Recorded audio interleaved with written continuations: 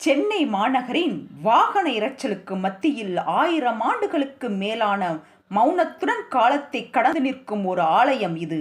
இதுதான் பாடி திருவல்லீஸ்வரர் திருக்கோயில்.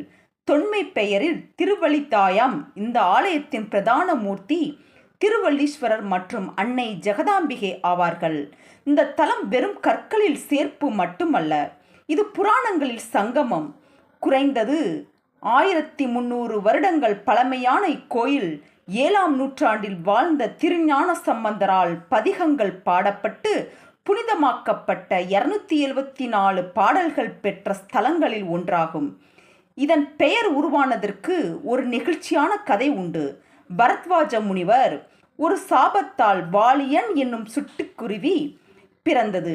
இங்குள்ள சிவலிங்கத்தை வழிபட்டு சாப விமோச்சனம் பெற்றார். அந்த சிறு பறவைக்கே முக்தி அளித்ததால் இந்த தலம் பூலோக கைலாசம் என்ற பெருமையும் பெற்றது. இதன் மிக முக்கியமான சிறப்பம்சம் என்னவென்றால், இது ஒரு சக்தி வாய்ந்த குரு பரிகார ஸ்தலமாகும்.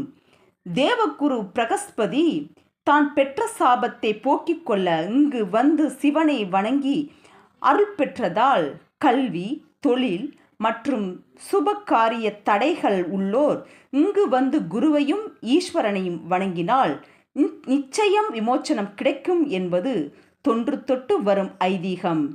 மேலும் இத்தலத்தில் விநாயகப் பெருமான் பிரம்மாவின் மகளாக கமலை, வல்லை ஆகிய இரு தேவியருடன் திருமண கோலத்தில் அருள் பாலிப்பதால் திருமணத்தடை நீக்கவும் இந்த ஆலயம் ஒரு வரப்பிரசாதமாக உள்ளது.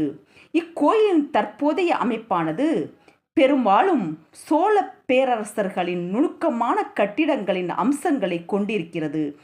இவ்வாறு வரலாற்றின் பெருமை, சிறப்புக்கலை, அழகு மற்றும் குரு பரிகாரத்தின் மகத்தான சக்தி என பன்முக சிறப்புகளை கொண்ட இந்த ஆலயம் இன்று தன்னை நாடி வரும் பக்தர்களின் மனக்கவலையும் துயரங்களையும் நீக்கி மன அமைதியை தரும் கருணைக் கடலாக விளங்குகிறது.